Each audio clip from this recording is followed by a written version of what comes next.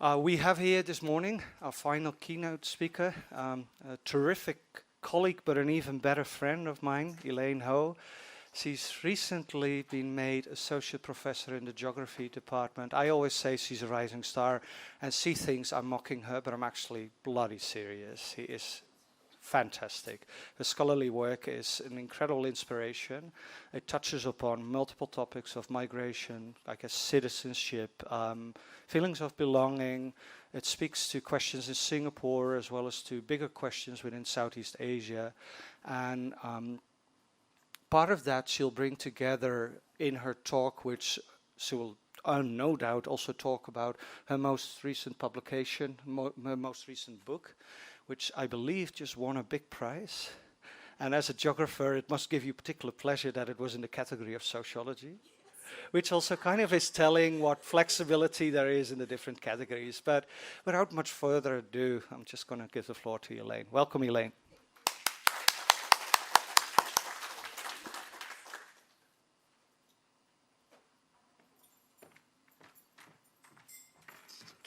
Good morning, everyone. I'm just going to grab some water in case. Thank you so much for coming. I was really expecting a low turnout given that it's a Friday morning and also it's the last day of the conference. So I'm really delighted that all of you are here today. I hope that you'll find the talk provoking and giving you new ideas for your own research as well. So let me just start this first. Okay, I'm going to try very hard to keep to time. Today, I want to talk a bit about the key arguments in my book. It's called Citizens in Motion, and this is a book that brings together a decade of research to do with different types of migration patterns that normally we may regard them separately. And in today's presentation, I want to suggest an analytical framework that brings together these ideas.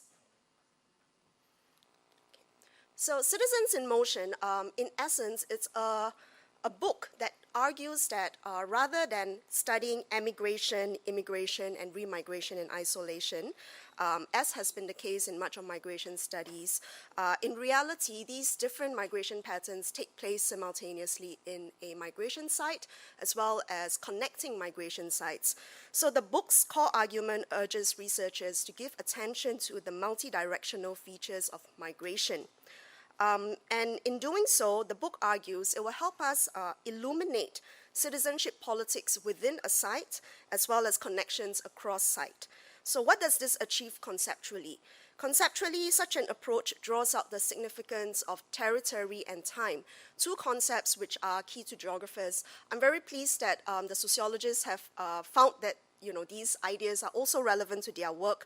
And as a geographer, what I would like to do is to suggest that these ideas around space and time need to be taken seriously as we study migration in a period of late globalization and accelerated migration.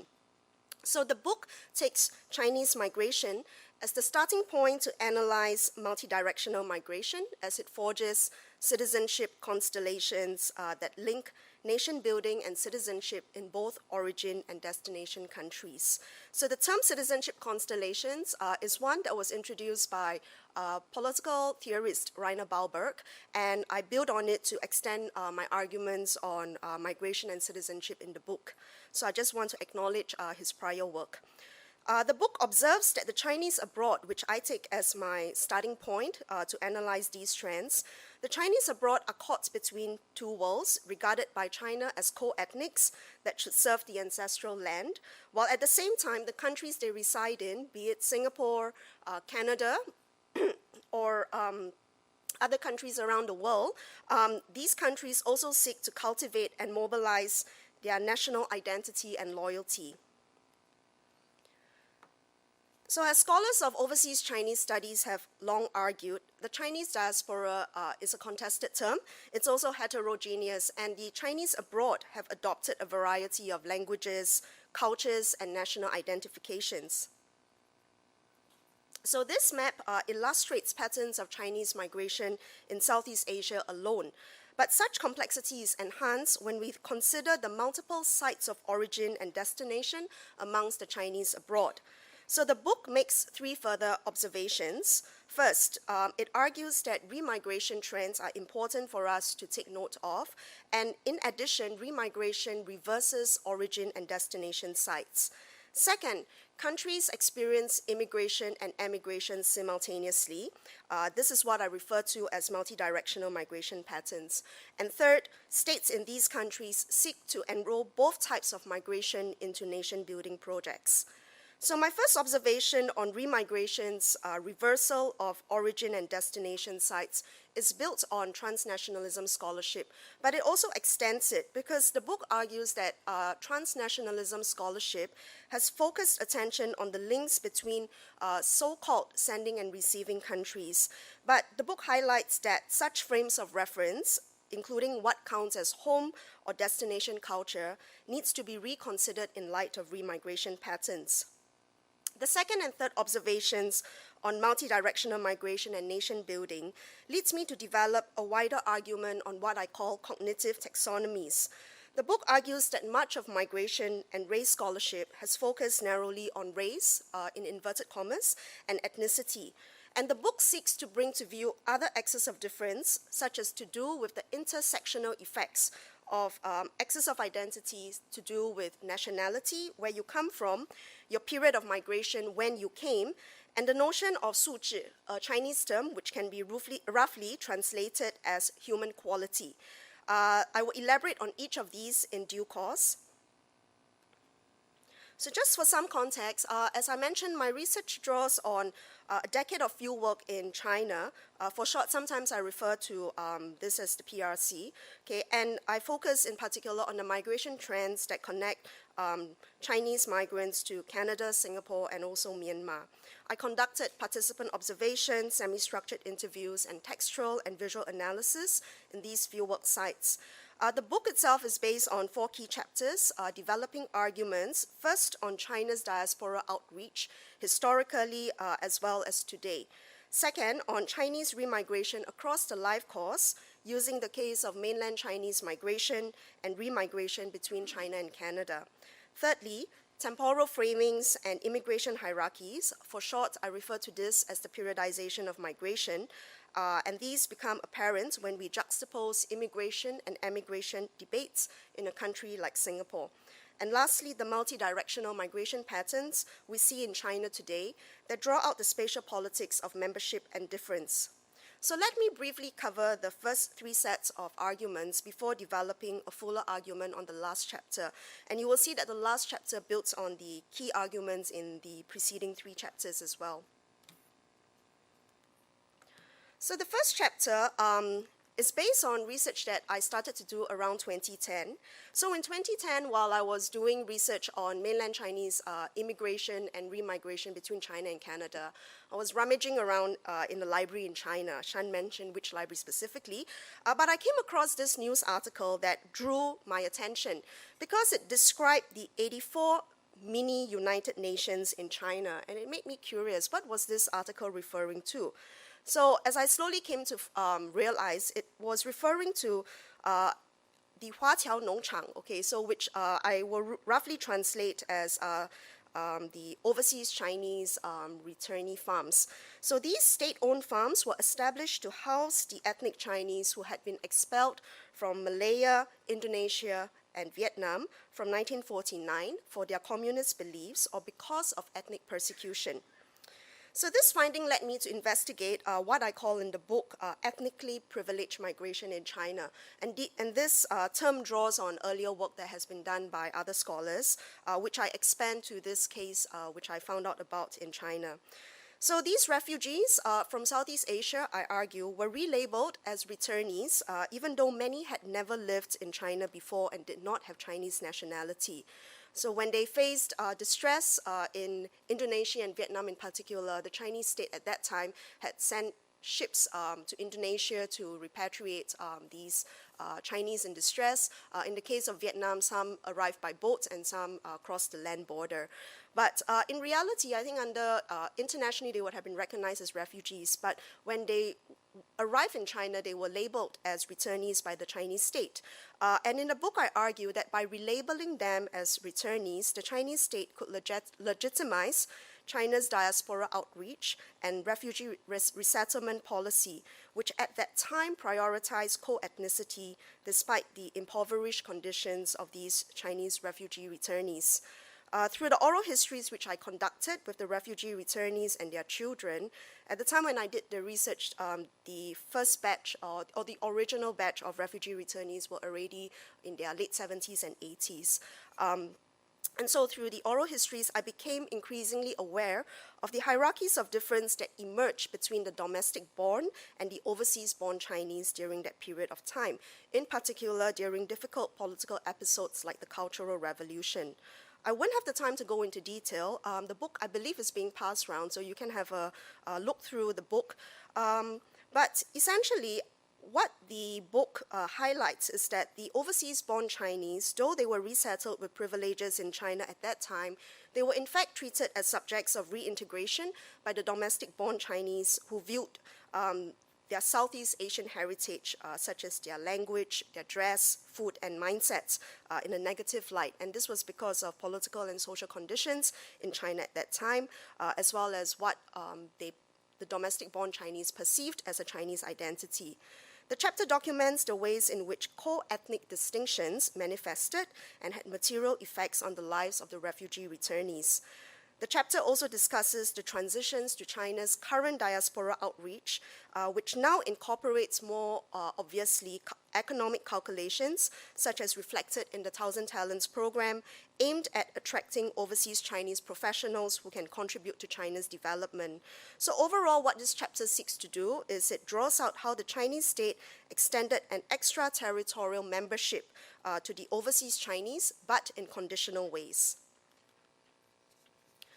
The refugee returnees were, in fact, re-migrants of a particular historical period, what geographers Anastasia Christo and Russell King call counter-diasporic migration. The second chapter thus turns the focus to re-migration in a contemporary period, and my arguments focus on how PRC immigrants to Canada embark on re-migration across the life course. These PRC immigrants to Canada had moved as skilled migrants during the early 2000s.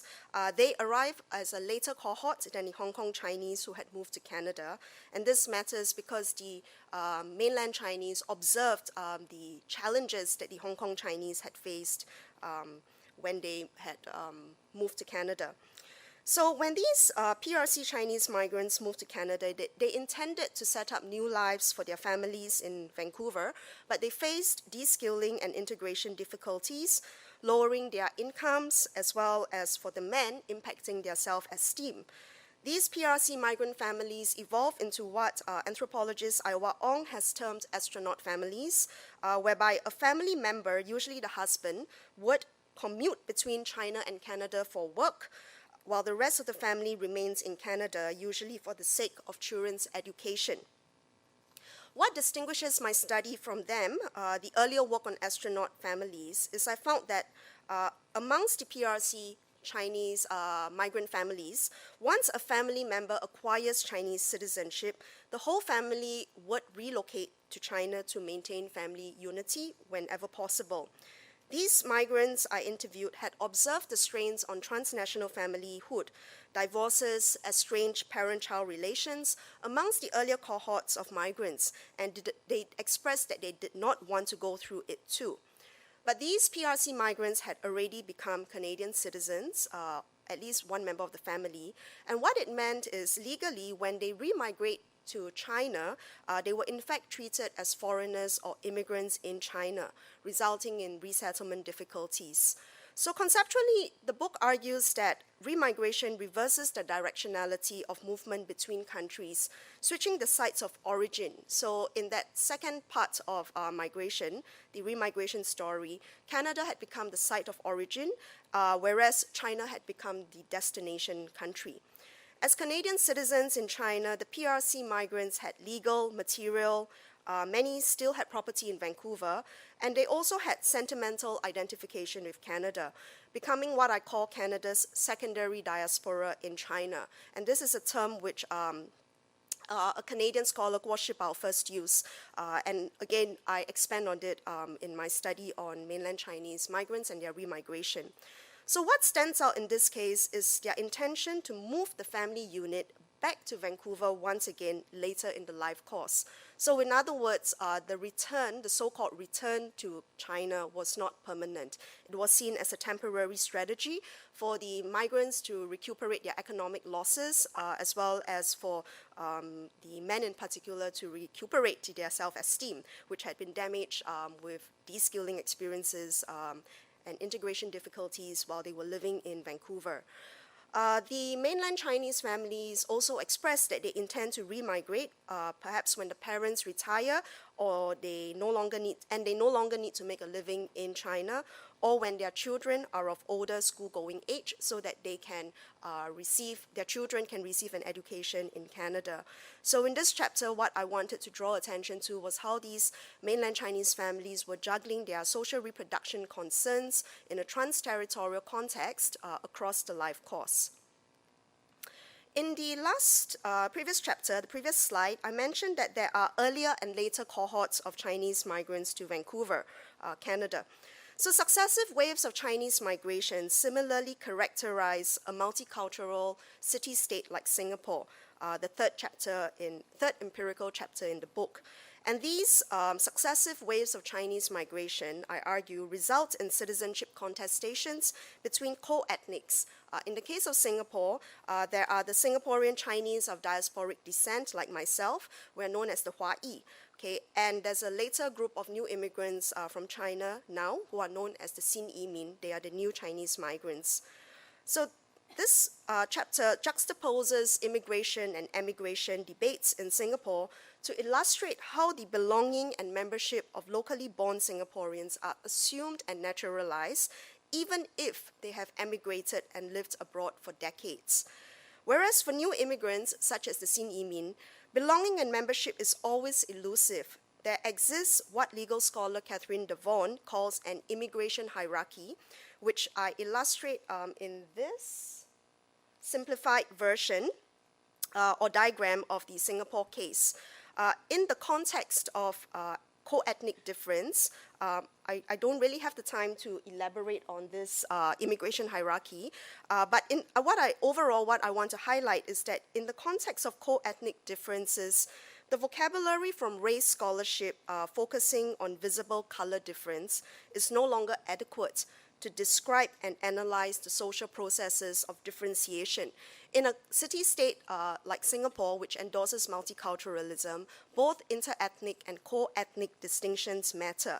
So some of these have to do with cognitive taxonomies, to do with perceived socioeconomic status, one's nationality, as well as one's period of migration. These aspects matter in how membership and social difference are defined. So this is the fourth and last chapter in the book, which builds on the arguments from the earlier chapters. And I will develop this set of arguments more fully in the rest of this presentation. So this chapter focuses on China's transition from an emigration to an immigration country. Okay, so China has been long known to be a country that has sent out Chinese people to other parts of the world. Okay, but today China itself is transitioning into an immigration country. And this immigration encompasses remigration by two groups. First are the Xin Yimin, okay, the new Chinese migrants who have acquired a foreign nationality and given up their Chinese citizenship, even though they subsequently remigrate to China. The second group are the diasporic descendants, the Hua-Yi, who are actually foreign nationals who grew up and have lived outside of China, but subsequently decided to remigrate to China to study, to live, and to work. So the chapter examines how social difference manifests in our geographical imaginations as spatial difference, using the Chinese political philosophy of Tianxia as illustration. And Tianxia can be translated as all under heaven. Some scholars claim that this Chinese political philosophy of Tianxia bears similarities to the Keynesian Immanuel Kant's vision of cosmopolitanism, because Tianxia is also about managing social difference and international relations. And in recent years, China has seen a resurgence in the popularity of Tianxia as a political philosophy, impacting both international relations and foreign policy in implicit and explicit ways. So as I encountered the term Tianxia, I became intrigued, however, by the spatial depictions that underpin Tianxia and the impact of migration on Chinese society. So overall, current debates about Tianxia, they seem to reinforce a Han-Chinese version of domestic and foreign policies. But as the book discusses, multi-directional migration brings new complexity and nuances to debates on Tianxia. So let me elaborate a bit more on this idea of Tianxia. So here is a simplified illustration of Tianxia, which I took from the internet, but I have adapted it with my annotations. So traditionally, Tianxia consists of a series of concentric circles, and at its core, okay, here, okay, is the yellow emperor, okay, who's known as the Huangdi in Mandarin. So closest to the core are his so-called inner subjects, the Han Chinese who are descendants of the emperor. Further away from the core, as you can see, are his outer subjects. Okay, let me see, where am I now? Representing perhaps the other 55 ethnic groups within China. They are not Han Chinese, but they are integral to China's territorial integrity. Several scholars have argued that ethnic minorities have been considered culturally inferior to the Han Chinese. Now, even further afield are the tributary states, and in the outside lands, groups considered barbarians. So that's a rough translation. What I want to highlight here is how Tianxia depicts a hierarchy of races that correlates to a spatial imagination. However, this spatial depiction of race, I argue, although it remains in Chinese society in lingering ways, migration also troubles this spatial hierarchy of race. So first, how do we read the migration of Han Chinese to outer lands? Okay, so the migration of Han Chinese to places outside of China. Second, how do we read the new immigration patterns that now characterize China, bringing the so-called barbarians, okay, to the core, where China is?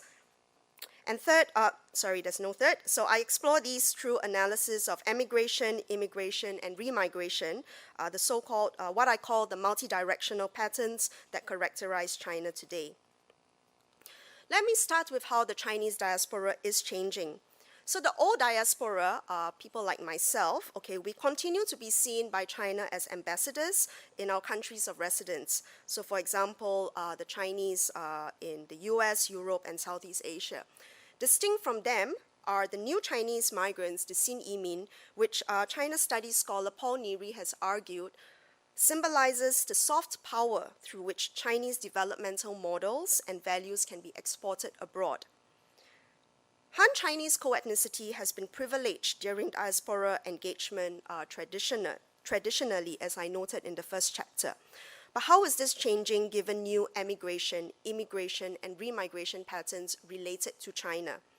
So I turn next to immigration and remigration in China. So I'll leave you with that lingering thought first, and I'll draw it together with some examples later. But now let me give you some insights into new immigration and remigration patterns in China. As you can see from the figures here, the foreign population in China has doubled between 2010 and 2015. The immigrants in China today are a mixed lot. They have always existed, but the numbers have increased and they have become more diverse. So they comprise people from a variety of visa types, countries, as well as undocumented and cross-border migrants. Significantly, the immigrants in China consist not only of non-Chinese foreigners, but also Chinese diasporic descendants and first-generation immigrants with foreign nationalities who have remigrated to China. And while I gave you the example of the PRC immigrants who naturalized in Canada, then remigrated, actually there are many others from New Zealand, Australia, and the US as well, who have acquired foreign nationalities, then remigrated to China as new immigrants. With these migration patterns in mind, one might ask, how is China negotiating the changing boundaries of membership? Chinese studies scholar Frank Peake has argued that foreigners are treated as a special alien presence rather than an integral part of Chinese society. And most researchers, I would suggest, have focused on visible difference in China. So I embark on a different project, which is to analyze visible difference alongside core ethnic differences. There are a variety of Chinese ministries involved in immigration management as well as diaspora engagement. And in 2012, around 2012 and 2013, the Chinese state implemented reforms to bring those various functions under one framework. The extent to which it succeeded is controversial, I would say. Okay, so restrictive immigration regulations still remain, including over permanent residency and naturalization in China. So it's extremely difficult to become a PR or a citizen in China, no matter how long you have lived there. So in a country where Han Chinese ethnicity has been privileged, where does that leave immigrants from different racial backgrounds and remigrants who are of Chinese ethnicity but were born and bred abroad?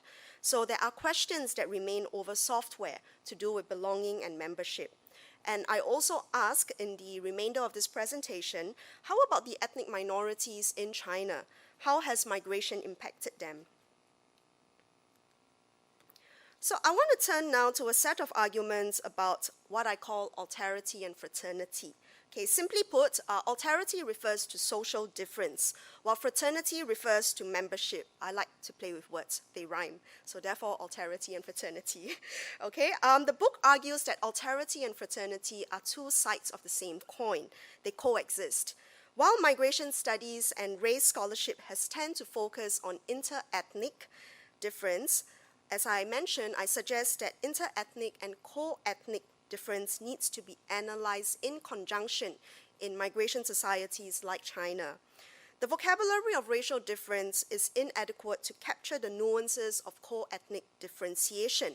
Thus, I turn to this term alterity, which I argue, as I conceptualize in the book, that alterity can be flexibly deployed to enforce who belongs or who does not belong.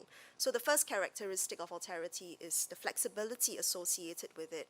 Second, the experience of alterity comes into being through the mutual constitution of multiple axes of difference. And that's the second characteristic of alterity. There exists the mutual constitution of different axes of various axes of difference. Okay, so not only does race and ethnicity matter, so does nationality, period of migration, and 素质. So I come back now to this term 素质. It is the most amorphous of all. How do you define what is human quality? I'm going to give you a little bit more information on 素质in the subsequent slide, but I will give you first an overview of how I will structure the rest of this presentation. So I focus in particular on three modalities of alterity in China as they exist in tension with fraternity. So first, alterity as phenotypical difference. So this is about interracial differences. And I look here at the example of African students in China. Second will be alterity as the diversification of co-ethnicity. And here I turn to the long-standing Han Chinese emigration and remigration that we observe in China today. Now, thirdly, alterity as spatial recalibration. And this refers to how the emigration of certain ethnic minorities in China is changing their status within China. So first, alterity as phenotypical difference. So this refers to the difference based on visible color, okay, skin color. And the example I use in the book is of African migration to China. African migration to China has been prompted by growing international relations and trade between the African continent and China. And it intersects also with Chinese migration to Africa. As China scholar Cheng observes, the Africans are essentialized and racialized to perpetuate the negative image of Africa as a primitive and inferior other.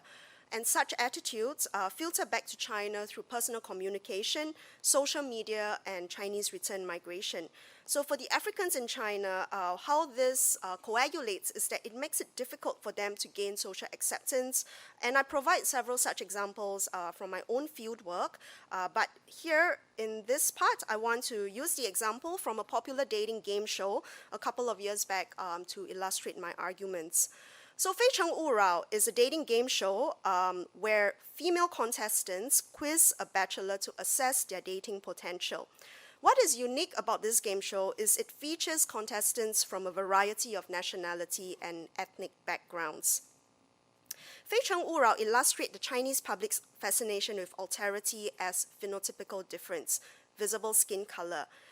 Yet, there are different ways in which it also illustrates the exoticism that is associated with this group of migrants. So, for example, in one particular episode, there was a female contestant who had,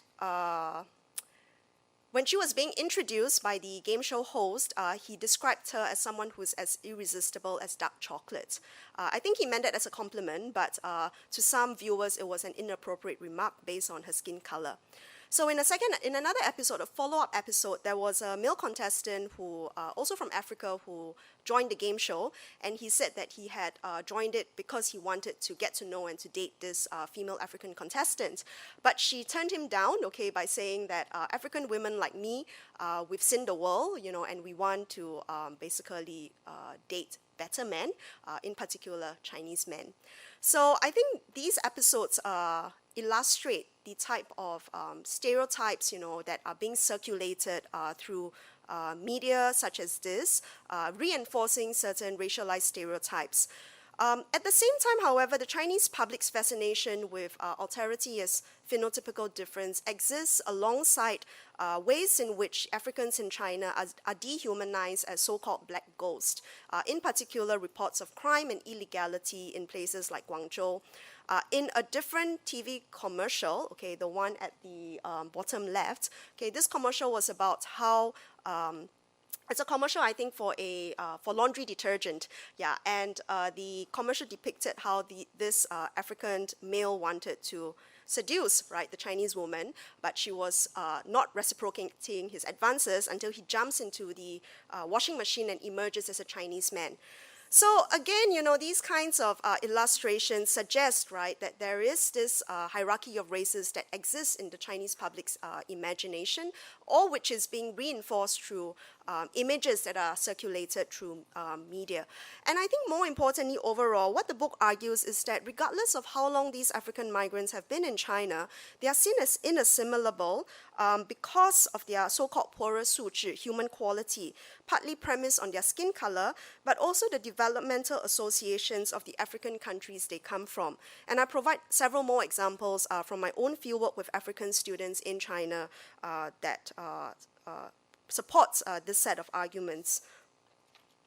So in real life, my interviewees expressed that becoming Chinese is an unattainable goal for Africans in China who have a different phenotype.